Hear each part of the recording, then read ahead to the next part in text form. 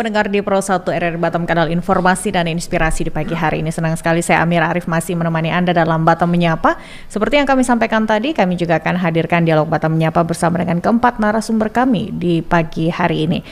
Kali ini topik yang kami akan hadirkan untuk Anda mengenai inovasi layanan BLUD Puskesmas masa kini. Kita tahu bersama pendengar bahwa dewasa ini sistem pengelolaan keuangan yang efektif menjadi kunci pentingnya untuk meningkatkan kualitas pelayanan di berbagai sektor, termasuk juga di sektor kesehatan. Puskesmas sebagai salah satu pilar utama dalam penyediaan layanan kesehatan memerlukan pengelolaan keuangan yang baik untuk dapat memberikan layanan yang optimal kepada masyarakat. Dalam konteks ini, peran sistem keuangan Badan Layanan Umum Daerah atau BLUD menjadi sangat signifikan. Bagaimana BLUD ini diterapkan dalam sektor kesehatan, terutama yang ada di puskesmas, khususnya lagi di Kota Batam. Apakah telah menunjukkan dampak positif dalam mengelola sumber daya keuangan secara lebih efisien dan efektif? Akan kami perbincangkan pagi hari ini bersama dengan keempat narasumber kami yang sudah hadir di Studio Pro 1 RRI Batam. Inovasi layanan BLUD Puskesmas masa kini, apakah sudah tercapai hal tersebut? Kami akan perbincangkan bersama dengan keempat narasumber kami. Yang pertama saya sapa terlebih dahulu Bapak Budi Asmoro SKM yang merupakan Kasubag Tata Usaha Puskesmas Tiban Baru. Selamat pagi Pak Budi, salam sehat pagi hari ini. Selamat pagi. Iya, warna bajunya cerah ya. Cerah, ini kayaknya seragam ya Bapak Ibu ya? Kebetulan kami kalau setiap hari Kamis seragam seperti ini. Oke, baik. Ini identik dengan Melayu sepertinya ya. Iya. Saya sapa juga ada Dr. Yuliza Cahyanti, dokter ahli muda. Selamat pagi Dok, kabar baik? Selamat pagi Mbak. Alhamdulillah. Juga ada Ibu Butet Agustina AMF, asisten apoteker penyelia. Selamat pagi Bu Butet. Selamat pagi Mbak. Horas. Ada Bu Berta Simanjuntak SST, bidan ahli pertama. Selamat pagi Bu Berta. Pagi. Sehat ya. Puji Tuhan sehat. Puji Tuhan. Oke. Pendengar di 463-351 nanti juga Anda bisa bergabung bersama kami atau juga tonton apa yang Anda dengar saat ini melalui live YouTube kami di RRI Batam. Anda bisa langsung juga berkomentar, bisa langsung lihat keempat narasumber kami. Bapak Ibu, kali ini juga kita akan mengetahui bagaimana sebenarnya layanan, khususnya inovasi layanan BLUD Puskesmas masa kini. Saya ke Pak Budi dulu. Ini mungkin di masyarakat belum terlalu familiar tentang hal ini. Bisa dijelaskan dulu apa sih sebenarnya ini inovasi layanan BLUD Puskesmas masa kini, Pak Budi? Baik, terima kasih Mbak Amira. Assalamualaikum warahmatullahi wabarakatuh. Waalaikumsalam. Baik, jadi untuk puskesmas sekarang ini ya Bu, perlu diketahui bahwa kita per tahun 2023 ya, per Januari 2023 kita sekarang sudah menjadi puskesmas BLUD ya. Atau Badan Layanan Umum Daerah. Ini berdasarkan SK Wali Kota Batam nomor 405 tahun 2022 dan itu ditandatangani pada tanggal 28 September 2022. Kemudian BLUD Puskesmas ini mulai berjalan 1 Januari 2023 ya. Jadi kita di tahun 2024 nih Puskesmas Tiban Baru masuk tahun kedua Badan Layanan Umum Daerah. Pada saat 2023 itu sudah ada 6 puskesmas sebenarnya yang udah masuk menjadi Badan Layanan Umum Daerah. Ya. Nah tentu seperti yang disampaikan di awal tadi bahwa Badan Layanan Umum Daerah UPT Puskesmas atau kita ini Puskesmas Tiban Baru tentu kita harus bisa memaksimalkan kegiatannya kan gitu, memaksimalkan kegiatannya. Gunanya apa? Gunanya untuk satu meningkatkan derajat kesehatan masyarakat, kemudian mendekatkan pelayanan kesehatan kepada masyarakat gitu. Dan juga tentu untuk kesejahteraan teman-teman pegawai di puskesmas, kira-kira begitu Bu. Baik, berarti ini memang sudah jalan di tahun kedua begitu ya Pak Budi tahun ini ya? Betul, untuk BLUD atau Badan Layanan Umum Daerah kita ini udah berjalan di tahun kedua, khususnya Puskesmas Tiban Baru. Baik, kegiatan apa saja atau mungkin bisa disampaikan inovasi atau apa saja ini dalam Blood yang ada atau programnya lah seperti itu. Jadi inovasi kita yang terbaru sehubungan dengan kegiatan pelayanan Blood atau Badan Layanan Umum Daerah kita ini tercetus pada awal bulan Januari. Pada awal bulan Juni 2024 kan kita selalu mengadakan kegiatan Loka-KM ini ya. Loka-KM ini itu dilakukan di puskesmas itu biasanya minggu pertama ataupun minggu kedua. Nah, sebelum kita mengadakan Loka-KM ini, kita mengadakan rapat kecil tim puskesmas. Kalau di kami ada namanya Cluster Manajemen Puskesmas. Kebetulan memang saya jadi ketua di Cluster Manajemen Puskesmas. Kita bermusyawarah dengan teman-teman tim Cluster Manajemen Puskesmas bagaimana kita membuat suatu inovasi yang tujuannya itu untuk meningkatkan derajat kesehatan masyarakat, kemudian untuk mendekatkan pelayanan ke masyarakat. Kemudian juga yang ketiga untuk kesejahteraan teman-teman pegawai. Akhirnya muncullah di rapat kecil itu inovasinya ada 4 sebenarnya di awal Juni itu kalau kita boleh cerita. Yang pertama kita ingin membuat inovasi. Yang pertama tuh pelayanan akupresur ya, akupresur. Yang kedua pelayanan untuk pijit bayi ya, bayi. Yang ketiga itu home care atau kunjungan rumah. Kemudian yang ketiga tuh hitan. Nah, dari rapat kecil itu tentu kita bawa di Loka-KM ini bulanan, di mana di situ juga hadir kepala puskesmas. Kita sampaikan kepala puskesmas, kita sampaikan bahwa kita punya inovasi untuk Blood. Tadi ada 4 itu. Nah, di Loka-KM ini bulanan puskesmas itu kepala puskesmas kemudian menyetujui dan akhirnya disampaikan di Loka-KM ini di bulan Juni, pertengahan bulan Juni. Akhirnya kita lakukan kegiatannya setelah di-ACC oleh Kapus di bulan Juli. Nah, yang 4 kegiatan tadi itu sesuai dengan Perda nomor 70 tahun 2024 tentang tarif pelayanan Blood puskesmas. Jadi kita adakan inovasi, kemudian dasar hukumnya juga ada. Kira-kira begitu. Baik, saya ke Dokter Liza. Dokter Yuliza mungkin juga bisa menjelaskan nih sebagai ujung tombak yang dibawa bersama dengan ibu-ibu lainnya begitu. 4 inovasi ini yang sudah memberikan pelayanan maksimal saat ini apa saja nih, Dokter Liza? Baik, dari 4 inovasi kita ini, jadi yang sudah berjalan itu pelayanan akupressure.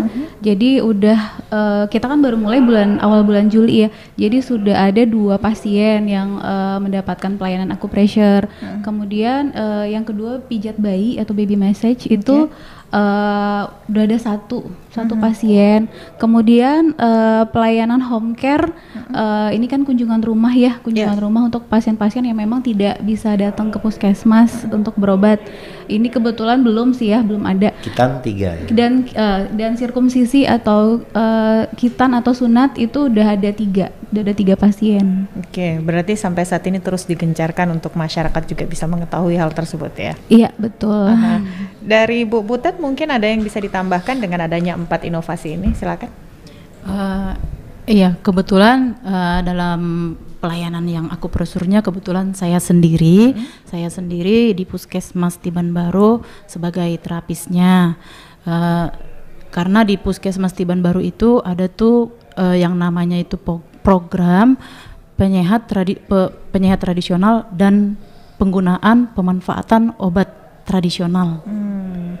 Dan itu animo masyarakat seperti apa? Sudah adakah juga mungkin yang merasakan bahwa manfaatnya bagus ini? Iya, sebelum di Puskesmas ada pelayanan akupressur ini, sebelumnya di Posyandu juga sudah saya tekankan, terutama bagi lansia, di Posyandu lansia, bahwa memanfaatkan tanaman obat itu sangat bagus untuk kesehatan, dibandingkan kalau minum obat-obat leukemia secara terus-menerus, terutama kepada lansia. Oke, baik. Berarti memang mereka juga sudah mulai teredukasi akan hal ini ya Bu Butet ya? Sudah teredukasi. Seperti itu ya. Baik, saya beralih lagi ke Ibu Berta ya. Ya, oke. Bu Berta mungkin juga bisa ditambahkan dengan adanya keempat inovasi ini, layanan apa nih yang Bu Berta juga pegang atau mungkin yang bisa dikatakan juga kompeten di bidang Bu Berta saat ini? Iya. Kebetulan saya seorang bidan. Bu bidan ya. Itu pasti dekat dengan perempuan dan bayi. Bayi. Begitu. Jadi sebenarnya kalau untuk baby massage ya Bu ya, mungkin bukan suatu hal yang baru bagi setiap orang. Apalagi zaman sekarang kan YouTube sudah banyak. Betul. Jadi ibu-ibu itu biasanya sebenarnya sudah tahu gitu ya kan. Apalagi kayak yang model kalau dia kolik, sakit perut atau apa. Malah terkadang mereka yang sudah tahu pijat ilu ya Bu, gitu. Jadi kayaknya orang udah pada tahu ya, gitu. Jadi enggak sesuatu hal yang gimana gitu ya. Apalagi zaman sekarang kan semua ibu-ibu, bahkan ibu rumah tangga pun sudah sering dengar lihat-lihat YouTube ya Bu. Jadi terkadang ketika kita pun mengasih sesuatu hal yang baru, oh saya udah pernah lihat di YouTube, sudah pernah gitu. Jadi kebetulan karena kita kan ini ranahnya puskesmas namanya ya Bu. Jadi karena ranahnya kita bekerja di puskesmas dan kita adalah sebagai seorang bidan. Nah, lingkup kita sebagai bidan seperti yang saya katakan tadi kan ibu dan anak ya. Termasuk di situ bayi baru lahir gitu. Jadi di baby massage ini sebenarnya lebih ke arah untuk perkembangan. Nah, kalau di bayi kan dia ada bunyinya pertumbuhan dan perkembangan gitu ya. Jadi bagaimana seorang ibu itu bisa menilai perkembangan bayinya secara gerak motorik, di baby massage itu bisa kita ini lihat juga gitu. Karena terkadang Bu, untuk mentengkurapkan bayinya saja ibu-ibu itu nggak mau gitu loh, takut gitu. Jadi ketika dilakukan baby massage kita sembari mengedukasi juga gitu, nggak boleh takut karena sebenarnya tengkurapin bayi begitu tali pusar sudah lepas pun sudah bisa ditengkurapin. Nah, masuklah kita ke baby massage-nya. Karena untuk bayi dalam hal ini dalam tanda petik kita maaf ya, kita kan kesehatan. Maaf tidak sama dengan pijat-pijat yang di luar. Bahasanya gitu ya, Bu. Jadi terkadang kita kalau di baby massage definisinya kita artikan itu hanya sebuah sentuhan saja gitu. Jadi bagaimana seorang ibu bisa menyentuh bayinya dengan lembut sembari mengajak ngobrol, mengedukasinya supaya perkembangannya lebih baik. Kalau saya lebih ke situ karena ranah kita di puskesmas dan di bidan. Jadi beda dengan yang di luar-luar yang punya mungkin sebuah klinik yang seperti itu, tentu mereka beda, mungkin bisnisnya lebih ke arah ke sana. Jadi perkembangannya mungkin tidak terlalu diajarkan. Jadi kalau di saya untuk di puskesmas sih sebenarnya lebih ke situ gitu.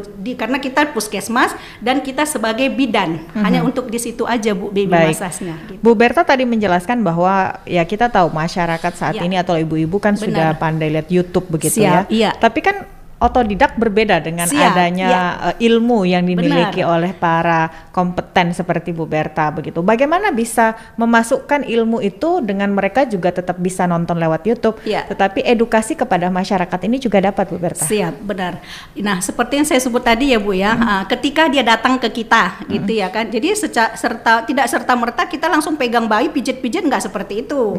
Kita kasih tahu dulu ibu sudah bisa apa ke bayinya. Kita tanya dia dulu gitu ya kan. Dia seperti apa sudah lihat bayi. Jangan ketika ucuk-ucuk dia datang ke puskesmas mau pijat bayi dia datang kita pijat-pijat ibunya pulang, nggak dapat. Itu bukan kerjaan bidan gitu loh. Karena tadi ya puskesmas ya Bu ya. Jadi ketika dia datang kita tanya dia dulu, ibu sudah bisa apa bayinya, sudah seperti apa bayinya, ibu sudah apa yang ibu lakukan sama bayi. Oh enggak Bu, kalau dia begini saya lakukan begini. Oh ya udah benar. Jadi kita sembari mengajarkan ibu. Ada edukasi diberikan di dalam situ ya. Memang tujuan saya di puskesmas hanya untuk itu, karena itu tadi puskesmas dan bidan, itu aja Bu gitu. Ini kalau seperti ini bidannya luar biasa semangatnya, ibu-ibu yang mau melahirkan juga semangat ini ya. Memang saya sukanya begitu Bu. Iya. Jadi intinya begitu, nggak serta merta hanya maaf dalam baby massage, tapi ibu itu nggak dapat mau diapain sih bayinya, cuma hanya dipijat. Maaf kata ya dia pergi aja ke tempat orang yang bukan ini gitu loh. Udah dapat begitu ya Bu ya. Gitu. Kalau saya lebih ke arah ke situ gitu. Tapi kalau edukasi yang diberikan Bu Berta kepada ibu yang sudah melahirkan atau juga mungkin akan melahirkan, dalam hal ini seperti tadi diceritakan menungkrapkan anak bayi saja mereka agak Benar, takut begitu iya, ya. benar, Bu. Penerimaan mereka agar bisa menyerahkan sepenuhnya bahwa apa yang disampaikan oleh Bu Iya. Berta itu bisa masuk ke mereka. Benar, ya itu tadi kita kan sudah harus menyampaikan, Ibu sebenarnya dari lepas pusar aja, dari lepas pusar itu bayi sudah harus ditengkurapin. Mereka kadang takut, Bu, kenapa? Karena ditengkurapin otomatis kan perut tertekan. Bekas tali pusar tadi takutnya masih terganggu. Sebenarnya nggak ada alasan untuk ke situ. Tapi banyak kok Bu rata, oh iya ya Bu, ternyata bisa ya Bu. Akhirnya begitu kok jawabannya. Nggak tahu loh selama ini, kirain karena takut, karena ini enggak Bu, nggak apa-apa gitu. Makanya Jadi datang seperti- kepada orang yang kompeten ya. Yes, datanglah pada Bidan Berta. Iya. Oke, kembali ke Pak Budi. Pak Budi, dari 4 inovasi tadi dan juga disampaikan oleh ibu-ibu yang hebat ini, yang banyak memberikan edukasi kepada masyarakat. Cara pengelolaan atau memberikan layanan agar masyarakat itu juga teredukasi. Nanti dikatakan, oh kok puskesmas ini ada biaya yang lebih ya, kok puskesmas Tiban berbeda ya. Nah ini bagaimana mengedukasi mereka untuk mengetahui hal tersebut? Oh iya, baik, terima kasih Bu Amira. Jadi kita sosialisasikan ya. Kita kan punya sosial media ya. Kita punya Facebook, kita punya IG, kita punya TikTok, Puskesmas Tiban Baru punya website juga. Jadi sebelum kita launching di awal Juli itu, kita udah sosialisasi pertama lewat sosial media. Kemudian juga kita udah sosialisasi lewat grup kita Puskesmas kan juga tergabung di grup RT RW. Jadi Puskesmas Tiban Baru itu punya 2 kelurahan. Wilayah kerja kita ada 2 kelurahan, yaitu Kelurahan Tiban Baru dan Tiban Lama. Jadi kita sosialisasikan di grup RT RW, kan situ kan semua tokoh masyarakat, RT RW ada di situ. Kita sampaikan di grup RT RW, kemudian baik Tiban Baru maupun Tiban Lama. Kemudian yang offline-nya kita juga sampaikan teman-teman yang turun di Posyandu. Kita sampaikan, ini loh kita punya inovasi baru, kegiatannya ada 4, ada akupresur, ada baby masses, ada home care, kemudian ada hitan.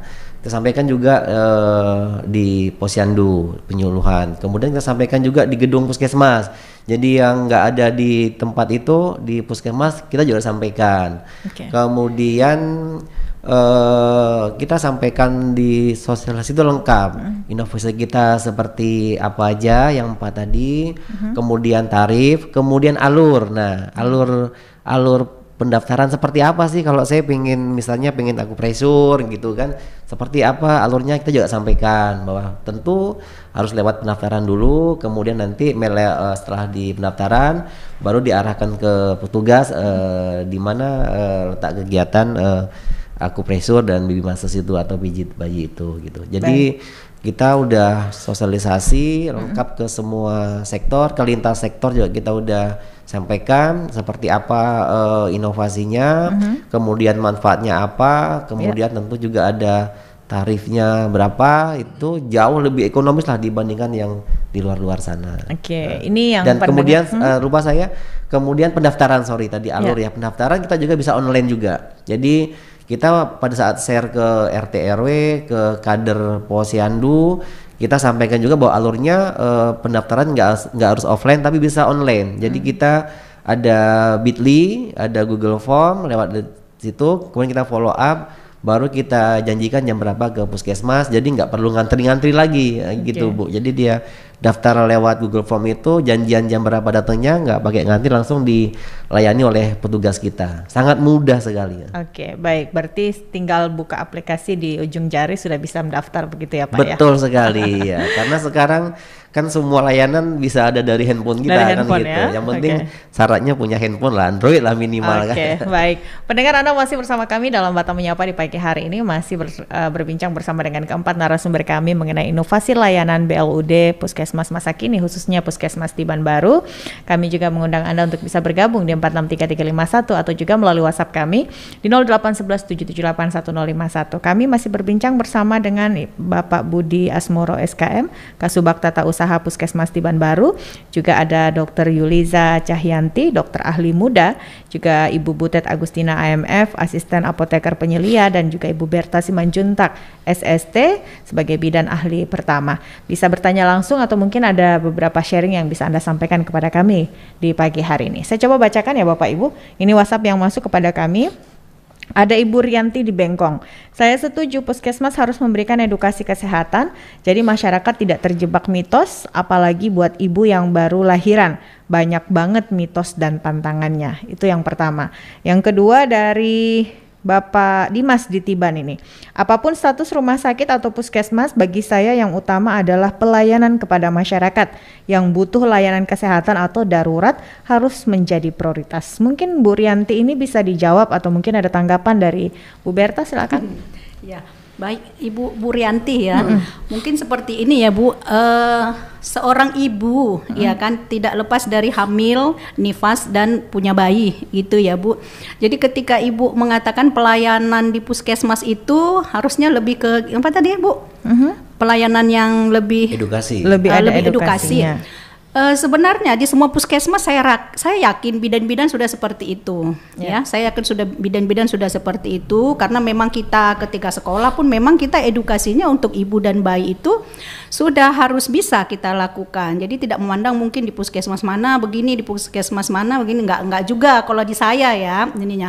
Namun terlepas dari ibu yang menanyakan seperti itu, bagi saya sih ya sama tadi ketika ibu mungkin dari YouTube ada dengar ada ini seperti ini ada hal-hal yang baru untuk merawat si bayinya gitu atau ibu sendiri mungkin menyusui nifas itu seperti apa masih bingung atau nggak apa-apa ibu misalnya puskesmas terdekatnya di mana sampaikan saja, saya yakin bisa kok dengan bidan yang ada di tempat tersebut pasti bisa teratasi apa masalah yang dihadapi si ibu tersebut. Mungkin Baik, seperti itu. Saya ke Dokter Liza, mungkin bisa memberikan tanggapan ini dari Pak Dimas di Tiban tadi yang mengatakan bahwa apapun status rumah sakit atau puskesmas, bagi saya yang utama adalah pelayanan kepada masyarakat yang butuh layanan kesehatan atau darurat harus menjadi prioritas. Apalagi Dokter Liza kan di ujung tombak nih.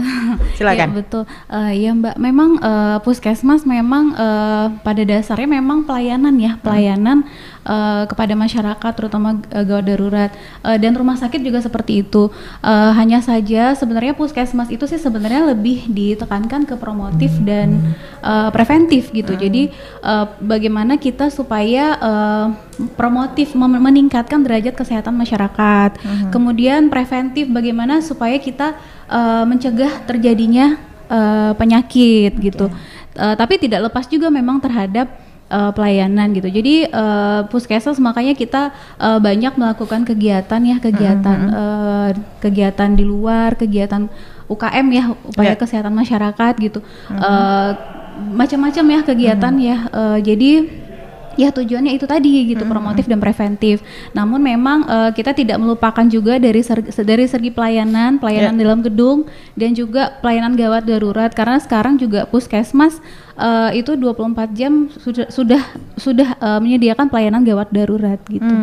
Berarti memang promotif dan preventifnya ini berjalan bersama seperti itu ya, Bu? Betul. Reza. Saya tambahkan Boleh, sedikit silakan, ya, Bu Pak ya. Budi. Jadi gini, yang disampaikan Dr. Yulirja tadi, kita kan memang ada pelayanan kesehatan promotif, pengobatan, kemudian preventif pencegahan. Nah sekarang ini era puskesmas sekarang ini berbeda dengan puskesmas yang sebelum-sebelumnya. Di Kota Batam ini ada 21 puskesmas. Nah, dan 21 puskesmas itu diakreditasi oleh Kementerian Kesehatan, artinya punya standar. Dan alhamdulillah 21 puskesmas di Kota Batam ini semua predikat akreditasi itu paripurna. Nah, artinya sudah memberikan pelayanan yang baik ke masyarakat. Nah, khusus di puskesmas Tiban Baru ya, insya Allah, ataupun puskesmas yang lain juga sama. Sekarang kita pelayanan ke masyarakat lebih pelayanan prima, lebih cepat, nggak perlu mengantri lama karena kita kan ada pendaftaran online ya melalui JKN, khususnya yang punya BPJS, kita bisa daftar online. Jadi kita bisa lebih cepat terlayani karena kita udah daftar duluan kan gitu. Satu.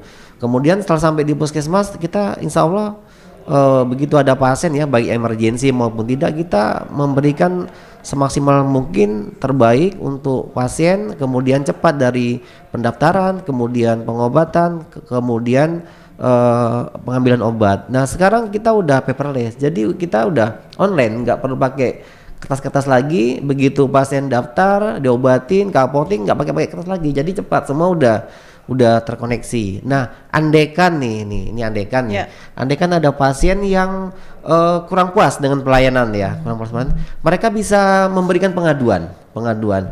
Kita ada kotak saran, kemudian kita juga ada survei kepuasan masyarakat. Survei kepuasan masyarakat itu setiap bulan kita presentasikan di Logmin tadi, Lokakarya Mini. Mana yang baik tentu kita apresiasi ke pegawai, mana yang kurang kita evaluasi. Dan setiap ada komplain baik melalui survei ataupun melalui website ataupun melalui sosial media, kita langsung cepat tindak lanjuti supaya apa? Kita untuk perbaikan ke depan akan agar kita bisa memberikan pelayanan yang prima. Gitu. Pelayanan prima yang diberikan khususnya juga mungkin acupressure dari Bu Butet ini. Apa saja yang bisa membuat masyarakat itu lebih nyaman dan juga seperti yang disampaikan Dr. Liza tadi, ada promotif dan preventifnya itu tergabung di situ. Iya, memang bagi pasien-pasien yang acupressure juga kita ini kembali ke pelayanan promotif dan preventif ya. Jadi ada pasien-pasien yang tertentu yang tidak bisa dilakukan acupressure, yaitu pada pasien yang gawat darurat, kasus yang perlu dalam pembedahan, kanker, penyakit akibat hubungan seksual, penyakit infeksi, penggunaan obat pengencer darah atau antikoagulan, diketahui ada kelainan pembekuan darah, daerah luka bakar, borok, dan luka perut yang baru. Nah, itulah yang tidak boleh dilakukan acupressure. Jadi pelayanan acupressure ini adalah untuk memberikan meringankan penyakit, seperti seperti bagi ibu menyusui, terus untuk mengatasi kram otot, untuk meningkatkan produksi ASI, mengatasi mual dan muntah. Cukup banyak berarti ya Bu Butet. Sebelum Bu Butet lanjutkan, kita coba terima telepon terlebih dahulu ya. Selamat pagi, halo. Halo, selamat pagi. Halo. Iya, selamat pagi. Dengan Pak Gunawan silakan. Betul ya. Ini selamat pagi buat Bapak Ibu narasumber semuanya ya. Iya, silakan Pak. Ya, begini ya. Kalau saya lihat ya, puskesmas yang ada di Batam yang sekarang tentang pelayanannya sudah bagus ya. Kalau saya penilaian saya seperti itu ya. Ya, pelayanan sudah bagus. Cuma kadang-kadang yang bikin kita agak-agak ya mohon maaf ya, agak-agak bosan kita tuh tentang ngantrinya itu kan. Jadi ngantrinya, tapi ya syukur-syukur kan sekarang katanya ada pendaftaran online ya. Bisa untuk memudahkan. Ini ada satu yang bikin saya paling sangat tertarik ini ya, tentang ada pengobatan tradisional tadi ya. Jadi gini ya, ini ya pengalaman saya ya. Saya kan diponis oleh dokter, itu komplikasi gitu ya. Ginjalnya kena, katanya jantungnya kena, itu yang paling mengerikan lagi. Boleh tak saya sebut rumah sakitnya, Mbak? Tidak usah Pak. Gak saya. Saya sudah diponis, bahwa saya sudah tidak ada harapan hidup lagi gitu. Sekarang kan masih hidup Pak. Sekarang juga masih hidup, alhamdulillah tapi ya. sudah banyak tahun yang lalu. Karena ini semua sudah komplikasi. Salah satu jalannya katanya kita suruh cuci darah. Karena kalau cuci darah, jadi saya menolak, tidak mau cuci darah. Kenapa? Saya lihat banyak orang cuci darah rata-rata mati, Bu, Mbak. Rata-rata salah satunya adik sepupu saya begitu cuci darah tidak lama meninggal. Kemudian keponakan saya hari ini cuci darah, besok meninggal itu. Baik, dipersingkat Pak Gunawan boleh?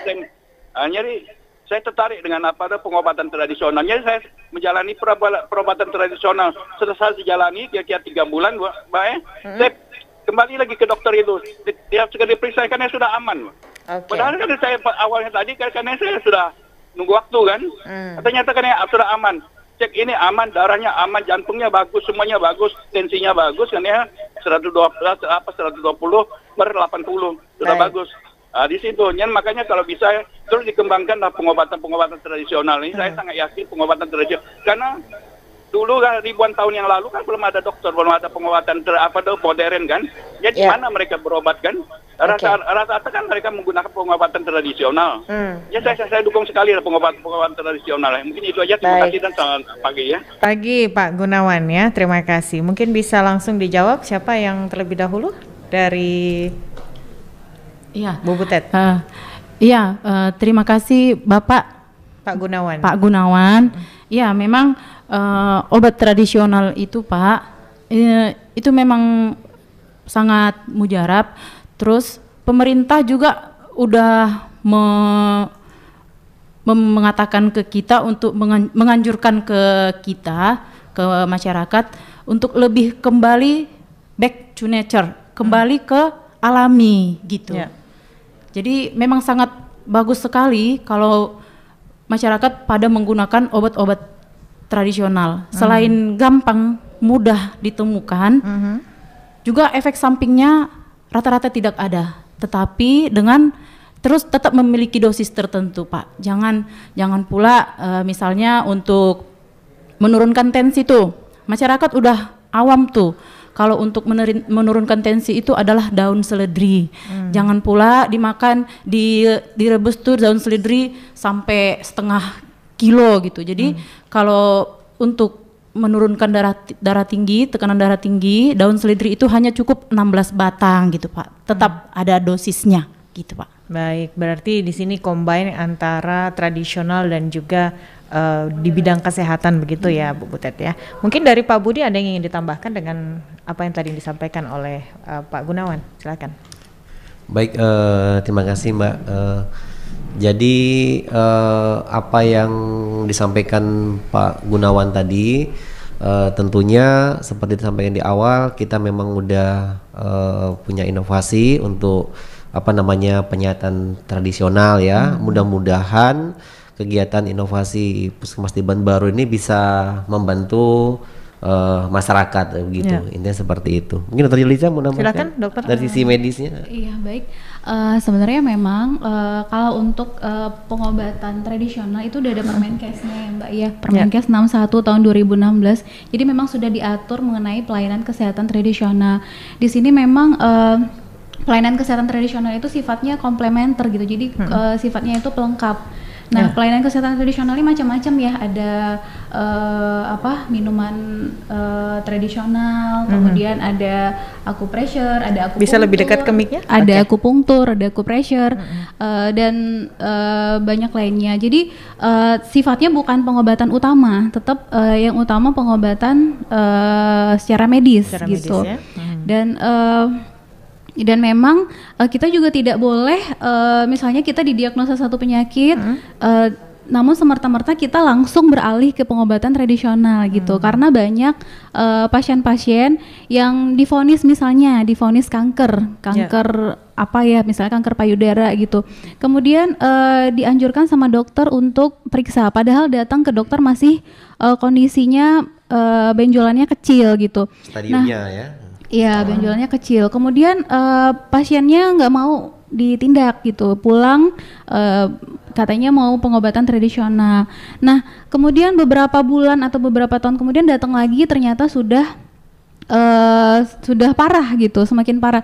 Nah, jadi kita nggak bisa menyamakan semua kasus gitu. Jadi tergantung kasus pasiennya. Ada pasien yang memang bisa langsung dengan pengobatan tradisional. Ada yang tidak bisa gitu, seperti itu. Tapi memang kita mengupayakan kalau bisa dibantu dengan tradisional ya kenapa enggak gitu. Karena tradisional ini kan bisa dibilang efek sampingnya lebih minimal dibandingkan pengobatan medis. Karena pengobatan medis kan ada bahan-bahan kimia juga ya gitu. Nah, kalau tradisional kan memang menggunakan bahan alam. Nah, dan juga memang terbukti pengobatan tradisional juga bisa membantu mengurangi gejala-gejala pada pasien gitu. Sama dengan pengobatan terapi akupressure maupun pijat bayi itu dia tidak menyembuhkan tapi mengurangi gejala-gejala terhadap gejala-gejala tertentu penyakit seperti itu. Oke, baik. Saya coba bacakan dulu yang masuk melalui WhatsApp kami lagi di pagi hari ini. Ada Pak Wilson di Batam Center. Selamat pagi narasumber. Kalau kita berobat di puskesmas, apakah obat yang diberikan ini obat generik atau kita bisa minta obat paten? Silahkan. Sebenarnya gini, kalau di puskesmas itu kan kita berinduk kepada dinas kesehatan. Nah, dinas kesehatan sudah membuat rencana obat gitu. Nah, dalam 1 tahun. Nah,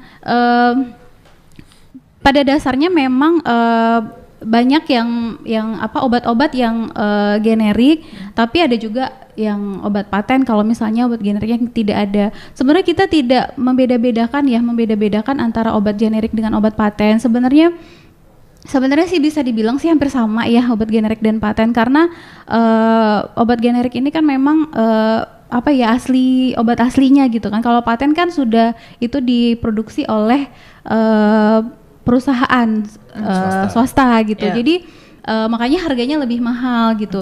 Jadi sebenarnya nggak masalah sih dengan walaupun obat generik, tapi efeknya juga cukup bagus untuk pengobatan gitu. Saya ingin ke Bu Butet nih sebagai asisten apoteker penyelia yang juga pasti tahu nih obat-obatan. Dari sisi generik dan juga yang disampaikan tadi bahwa obat paten, mungkin paradigma masyarakat kalau di puskesmas biasanya dikasih generik aja, tetapi sebenarnya bagaimana sih dosis yang baik bagi masyarakat yang mungkin baru pertama kali sakit biasa saja, kan ada yang kepengen langsung paten nih. Nah, itu seperti apa sih sebenarnya alur atau juga mungkin SOP yang benarnya? Baik Mbak, terima kasih. Jadi lebih bagusnya sih diawali dengan meminum obat generik dulu. Karena nanti kalau kita langsung ke obat-obat yang paten, nanti obat generik itu nanti bisa nggak berefek ke kita. Misalnya demam lah. Misalnya demam itu parastamol kita yang ada di puskesmas itu parastamol yang generik. Memang merek dagangnya adalah parastamol. Tetapi kalau di apotek luar itu banyak yang merek dagangnya. Ada yang Sanmol, ada yang Naprek, ada yang banyak ya? Ya, banyak sekali. Jadi lebih bagusnya, apalagi terutama bagi anak-anak ya, diawalilah dengan obat-obat yang generik terlebih dahulu. Gitu. Baik. Saya kembali ke Pak Budi. Pak Budi, dengan adanya inovasi layanan yang ada di Puskesmas Tiban Baru saat ini, apakah akan ada inovasi lain seperti mungkin puskesmas-puskesmas percontohan di provinsi lain yang mungkin bisa lebih berkembang lagi dan bisa lebih bagus lagi ke depan? Baik, terima kasih Mbak. Seperti yang saya sampaikan di awal bahwa kita setiap bulan itu kan mengadakan Lokakarya Mini ya.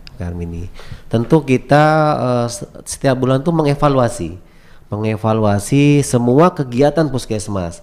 Jadi kalau puskesmas kan sekarang sudah sistem ILP ya Mbak ya, integrasi layanan primer, dan kita sekarang untuk pengobatan itu per klaster ya. Sekarang ada klaster manajemen, kemudian klaster 2 itu kesehatan ibu anak, klaster 3 itu pelayanan kesehatan dewasa dan lansia, kemudian klaster 4 itu pencegahan penyakit menular, dan 5 lintas klaster.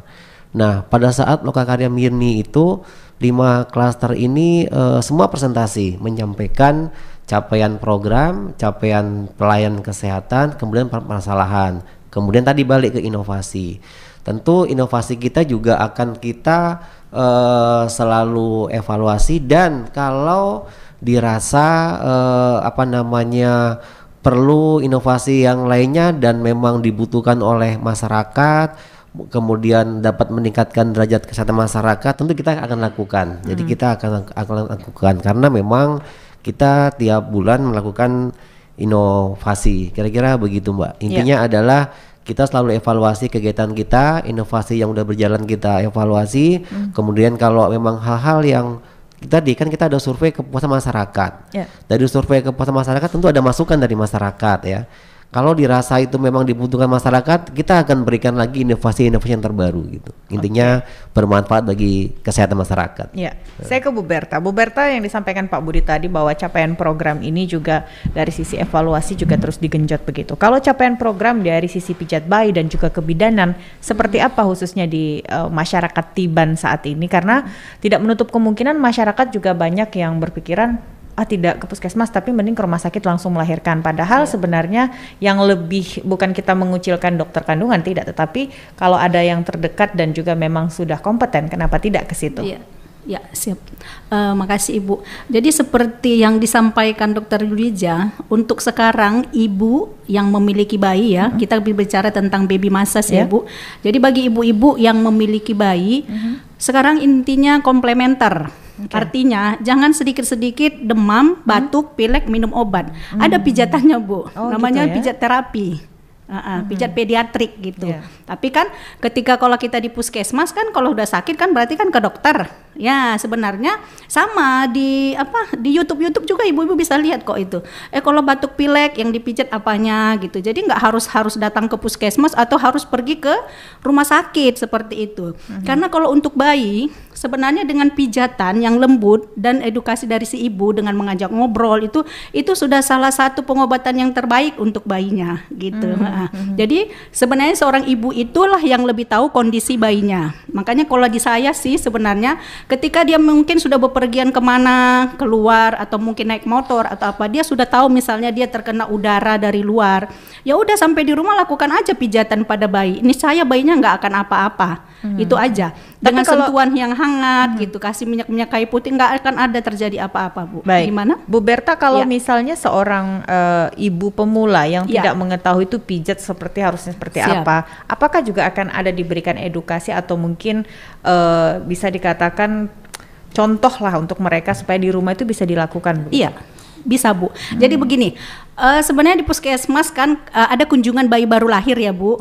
Sebenarnya di situ bisa sih saya masukkan seperti itu kalau dia berkenan. Tapi terkadang ibu-ibu itu nggak suka, ada yang nggak mau gitu loh Bu. Gitu ketika misalnya bayinya sudah bisa apa Bu, cuek aja gitu. Tapi kan terkadang saya ada senang juga ketika dia melihat, kan kita bisa membandingkan, ketika bayi yang tadi umur berapa hari, berapa bulan, berbeda dengan bayi yang kemarin gitu ya Bu ya. Jadi ada rasa tersendiri ketika seorang bidan itu melihat ada perbandingan. Disitulah kita sebagai seorang bidan harus bisa, Bu, ibu mau nggak anak ibu nanti besarnya mau jadi seperti apa? Dari kita loh Bu, ibunya gitu. Jadi ibu harus stimulasi pijatan bayi seperti tadi, karena definisi pijat bayi baby massage itu cuman hanya sentuhan aja Bu. Sentuhan seorang ibu ke punggungnya, ke badannya, ke seluruh tubuhnya, hanya seperti itu. Nggak ada misalnya kita tekan-tekan, ya maaf kalau ke tempat orang lain kan berarti kalau sakit misalnya badannya nggak enak dipijat sampai menangis, katanya udah lebih bagus lah itu, udah mantap lah itu. Kalau di saya maaf, saya tidak seperti itu karena saya seorang bidan gitu. Jadi lebih ke arah seperti itu. Bisa seorang bayi itu tidak akan menjadi sakit, demam, batuk, pilek ketika ibunya itu benar-benar melakukan seperti tadi. Ibu yang tahu gitu loh, ibu baru bepergian dari mana, misalnya perjalanan jauh dari mana. Karena saya kebetulan ada praktek bidan sendiri di rumah ya Bu. Jadi kebetulan saya mengajarkan seperti itu juga gitu. Ibu baru pulang dari mana, ya ibu pijat-pijat aja, kasih hangat-hangat aja. Nih saya bayi ibu itu walaupun habis dari Medan, habis dari mana, cuaca berbeda ya, perubahan cuaca, nggak akan demam, batuk, pilek. Saya yakin itu Bu. Oke, berarti intinya sentuhan seorang ibu di situ ya. Oke, baik. Saya bacakan lagi yang masuk melalui WhatsApp kami, ada Pak Ade di Baloi. Pak, apakah yang layanan home care untuk lansia tadi ada di semua puskesmas atau di Tiban saja? Baik, untuk layanan home care harusnya sih di semua puskesmas juga bisa melakukan kegiatan itu ya gitu Bu ya. Jadi tapi saya tidak bisa menjawab secara persis, tapi harusnya ada. Kalau di Tiban sendiri? Kalau Tiban kan kita memang ada pelayanan home care ke lansia ya? Lansia ya. Apa saja itu yang dilakukan pada saat visit home care kepada lansia Pak? Oh, mungkin Dokter Yulija lah yang lebih bisa. Ya, silakan Dokter Reza. Baik, untuk pelayanan home care ini sebenarnya sih tergantung kondisi lansianya ya. Cuman yang pasti kita lakukan itu pemeriksaan vital sign seperti tekanan darah. Kemudian biasa kita bawa juga alat cek gula darah. kolesterol seperti itu. Nah, kalau misalnya pasiennya butuh tindakan kayak GV atau ganti perban, kita bisa lakukan. Atau kalau untuk pemasangan infus sebenarnya bisa ya. Cuman syaratnya kalau pemasangan infus harus ada pemantauan. Nggak bisa kita pasang infus gitu-gitu terus kita balik gitu kan, nggak bisa. Tapi harus ada yang mantau gitu. Mungkin apakah di keluarganya ada yang tenaga kesehatan gitu. Nah, kalau gitu bisa kita lakukan. Kemudian ya kita juga lebih ke kalau misalnya kondisi pasiennya memang membutuhkan perawatan di rumah sakit, ya kita edukasi keluarganya gitu. Kadang ada keluarganya atau pasiennya sendiri yang tidak mau gitu untuk dibawa ke rumah sakit. Nah, bagaimana kita mengedukasi pasien dan keluarganya supaya mau berobat ke rumah sakit. Dari 4 inovasi yang sudah dijalankan dan langsung turun ke lapangan, kalau dari Dr. Liza, dari Bu Butet atau Bu Berta mungkin juga bisa menyampaikan nanti yang mana nih yang bisa dikatakan juga sudah cukup program ini mencapai hasil yang memuaskan. Dari Bu Butet dulu deh. Mencapai hasil yang memuaskan sih karena kita layanan akupresur ini kan masih berjalan dalam 1 bulan kan. Jadi capaiannya sih memang masih ada 2 pasien ya di puskesmas yang dilakukan penanganan dengan akupresur dan kita edukasikan juga dengan meminum obat tradisional tadi. Tapi selama ini saya di lapangan turun posyandu lansia, saya edukasikan selalu ke lansia-lansia untuk dibarengin dengan minum-minum obat tradisional seperti itu. Oke, kalau dari Bu Berta? Kalau untuk tercapai ya Bu, baby massage untuk di puskesmas ya masih belum karena juga baru ya kegiatannya masih baru, jadi ya masih belum bisa tercapai kalau saya jawab masih untuk saat ini. Masih terus digencarkan berarti ya, kalau untuk itu sih memang masih, karena memang kalau mereka datang sih sebenarnya tujuannya hanya untuk mereka mau belajar, pengen merawat bayi, intinya saya di puskesmas seperti itu aja gitu. Berarti untuk masyarakat di Tiban yang mendengarkan ini siap Bu Berta untuk membantu ya. Siap sekali Bu. Siap sekali. Kalau untuk yang kayak gitu memang kerjaan saya. Tidak terasa ya kita sudah di ujung perjumpaan ini Pak Budi dan juga narasumber kami yang lain. Siap. Tapi satu hal yang mungkin lagi gencar-gencarnya sekarang adalah PIN polio. Aduh, nah iya, ini dia update kegiatan PIN polio di Puskesmas Tiban ini seperti apa saat ini? Aduh, baik, terima kasih Mbak.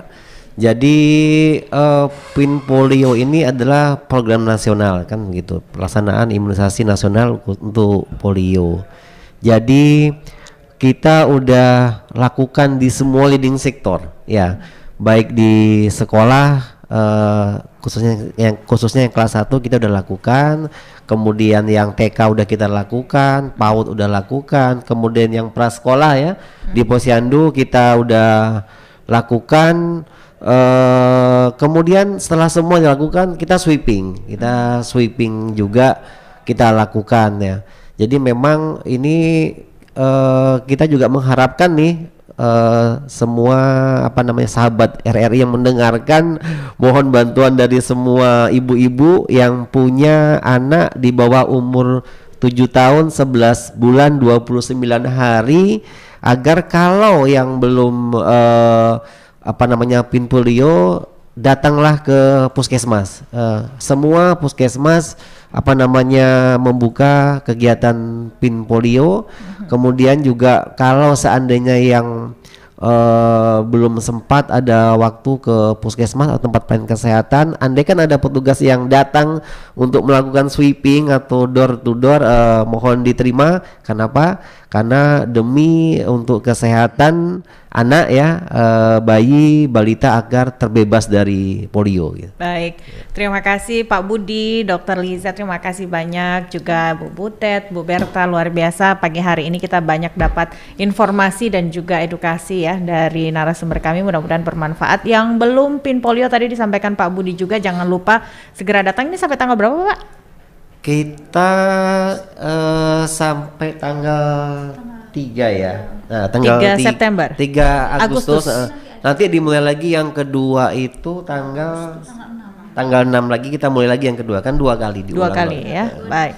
Oke. 2 dosis. 2 dosis ya. Berarti ini mudah-mudahan bisa bermanfaat informasinya juga bagi yang belum, langsung saja ke Puskesmas Tiban Baru atau mungkin di posyandu-posyandunya juga ya. Nanti baik. Ya, terima kasih Pak Budi sekali lagi, Dr. Liza, Bu Butet, Bu Berta, sukses selalu untuk Puskesmas Tiban Baru. Terima kasih. Dan juga masyarakat yang mungkin berada di sekitar Tiban yang ingin beberapa inovasi dan juga promosi yang sudah disampaikan tadi ini, promotif dan juga preventif memang sangat dibutuhkan. Mudah-mudahan bisa bermanfaat untuk masyarakat, bukan cuma di Tiban saja tetapi juga di seluruh Kota Batam. Saya Amira Arif dan juga pengarah acara saya Nurul Mahfud serta teknik studio Rido Hermawan mengucapkan terima kasih atas perhatian Anda, dan sesaat lagi tepat pukul 9 waktu Indonesia Barat kami akan hadirkan untuk Anda siaran perbatasan dari Voice of Indonesia.